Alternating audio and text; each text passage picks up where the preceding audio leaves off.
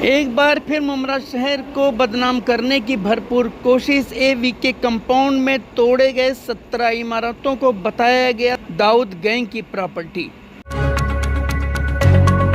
मैं सुल्तान रिजवी और आप देख रहे हैं डीडीएस टीवी न्यूज। दर्शकों, एक बार फिर मुमरा शहर को अंडरवर्ल्ड से जोड़ करके बदनाम करने का प्रयास किया गया है। आप देख सकते हैं द न्यूज़ चैनल करके हैं और उसने एक खबर चलाई है।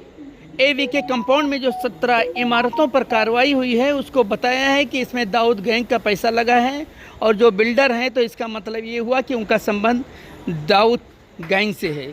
आप देख सकते हैं किस तरीके से जो है ये इन्होंने पूरी न्यूज़ दिखाई है और ये इशारा किया है कि ये जो प्रॉपर्टी है इसमें जो पैसा लगा है ये दाऊद गैंग का है। पूरी न्यूज़ इन्होंने चलाई है। ये चैनल है द न्यूज़। आप देखिए किस तरीके से मुमरा शहर को खासकर यहाँ के जो बिल्डर हैं उनको बदनाम करने का प्रयास किया गया है। हम आपको पूरी न्यूज़ दिखा रहे हैं। आप देखिए किस तरीके से ये जो न्यूज़ की एंकर हैं वो इशारा दे रही हैं कि ये दाऊद से जुड़े हुए लोगों की बिल्डिंग थी, उनका पैसा लगा था।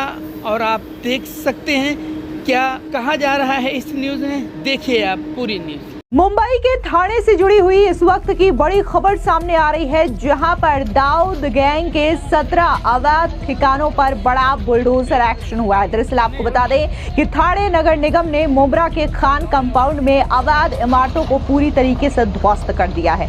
दरअसल बॉम्बे हाईकोर्ट के आदेश के बाद खान कंपाउंड में अंडरवर्ल्ड से जुड़ी करीब 17 अवैध इमारतों को मेगा बुलडोजर ड्राइव के जरिए जमींदोज कर दिया गया है। इस दौरान आपको बता दें कि जब ये बुलडोजर एक्शन किया जा रहा था तब वहां पर सैकड़ों की तादाद में मुस्लिम महिलाओं ने, जो कि वहां पर रहती थी, उन्होंने विरोध प्रदर्शन किया और अधिकारियों से इस बुलडोजर एक्शन को रोकने की मांग की। लेकिन इस भीड़ को नियंत्रित किया गया और भारी विरोध प्रदर्शन के बावजूद नगर निगम के अधिकारियों ने अपने काम को अंजाम दिया। और जिस तरीके से ये विरोध प्रदर्शन बढ़ता जा रहा था उसकी वजह से यहाँ पर भारी पुलिस बल की भी तैनाती की गई। आपको बता दें दरअसल ये जो कार्रवाई है वो थाने नगर निगम ने हाईकोर्ट के आदेश के बाद की है। आपको बता दें कि यहाँ रहने वाले लोगों ने बॉम्बे हाईकोर्ट के फैसले के बाद सुप्रीम कोर्ट में भी इस याचिका को चुनौती दी थी, जहां पर यहाँ के लोगों को सुप्रीम कोर्ट से बड़ा झटका लगा, क्योंकि हाईकोर्ट के फैसले को सुप्रीम कोर्ट ने बरकरार रखते हुए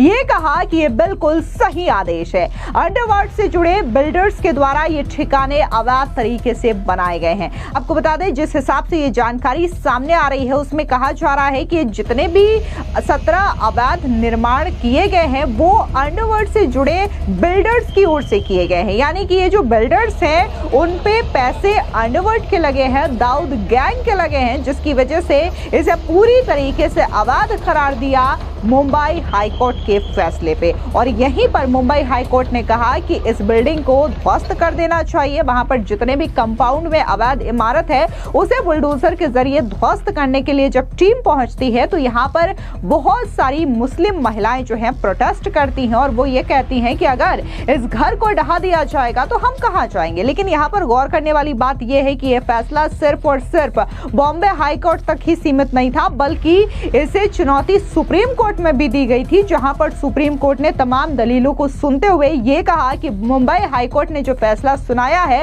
वो पूरी तरीके से सही है। वहीं दूसरी ओर ध्वस्तीकरण अभियान के प्रभारी थाने नगर निगम के उपायुक्त ने कहा कि हम केवल बॉम्बे हाईकोर्ट के आदेशों का पालन कर रहे हैं। निवासियों को न्यायालय के आदेश के बारे में सूचित और जागरूक किया जा रहा है। वे सहयोग कर रहे हैं। अभियान को जल्द से जल्द पूरा करने के लिए हमारी मशीनरी तैयार है। वहीं अवैध इमारतों में रहने वाले लोगों के विरोध प्रदर्शन को देखते हुए बड़ी संख्या में पुलिस फोर्सेस की तैनाती की गई है।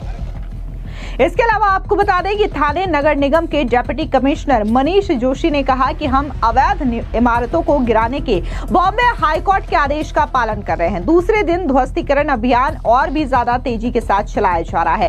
काम को जल्द पूरा करने के लिए अतिरिक्त मशीनरी बुलाई गई है। उन्होंने कहा कि इन इमारतों में रहने वाले लोगों ने एक दिन पहले भी विरोध प्रदर्शन किया था। हमने निवासियों को अदालत के आदेशों के बारे में जानकारी दे दी है और अब वे हमारा सहयोग कर रहे हैं। आपको बता दें कि इससे पहले सुप्रीम कोर्ट ने बॉम्बे हाई कोर्ट के फैसले को बरकरार रखा, जिसमें थाने में 17 संपत्तियों को गिराने का आदेश दिया गया था। हाई कोर्ट के आदेश को चुनौती देने वाली याचिका पर सुनवाई करने से सुप्रीम कोर्ट ने इनकार कर दिया। दरअसल मामले की सुनवाई कर रहे जस्टिस उज्जवल भुइयां और मनमोहन की बेंच ने भी हाई कोर्ट के इस आदेश की जमकर सराहना की। बता दें कि याचिकाकर्ता ने यह तर्क दिया कि जिन इमारतों को ध्वस्त किया जाना है उनमें कम से कम 400 परिवार रहते हैं, जिसके बाद याचिकाकर्ता का यह तर्क कि यदि इन्हें ध्वस्त कर दिया जाएगा तो हम बेघर हो जाएंगे। जिसके बाद जस्टिस ने कहा कि यह फैसला पूरी तरीके से सही लेने के लिए बॉम्बे हाई कोर्ट को बधाई। देखिए, आपने किसी तीसरे पक्ष की जमीन पर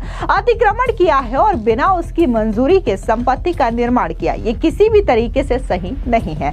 आपको बता दें कि बॉम्बे हाई कोर्ट ने 12 जून को एक मामले की सुनवाई के दौरान अंतरिम आदेश पारित करते हुए ठाणे नगर निगम को अंडरवर्ल्ड से जुड़े बिल्डर्स के द्वारा अवैध तरीके से बनाई गई 17 इमारतों को ध्वस्त करने का आदेश दिया था। जिसके बाद याचिकाकर्ताओं ने सुप्रीम कोर्ट का रुख किया, लेकिन सुप्रीम कोर्ट से भी इन्हें बड़ा झटका लगा। जिसके बाद ठाणे नगर निगम की टीम अपने अधिकारियों को लेकर के वहां पहुंचती है और जो खान कंपाउंड में 17 अवैध बिल्डिंग्स बनी हुई है उसे जमींदोज करने का काम शुरू कर दिया जाता है। लेकिन यहाँ पर भारी तादाद में मुस्लिम महिलाएं जो है वो प्रदर्शन करने के लिए आगे आ जाती हैं और ये कहती हैं कि अगर ये घर तोड़ा गया तो भारी बारिश हो रही है, हम बेघर हो जाएंगे, हम कहाँ जाएंगे। जिसके बाद अधिकारियों ने स्पष्ट कहा है कि ये जो कार्रवाई है वो हम अपनी मर्जी से नहीं बल्कि बॉम्बे हाई कोर्ट के आदेश का पालन करते हुए कर रहे हैं।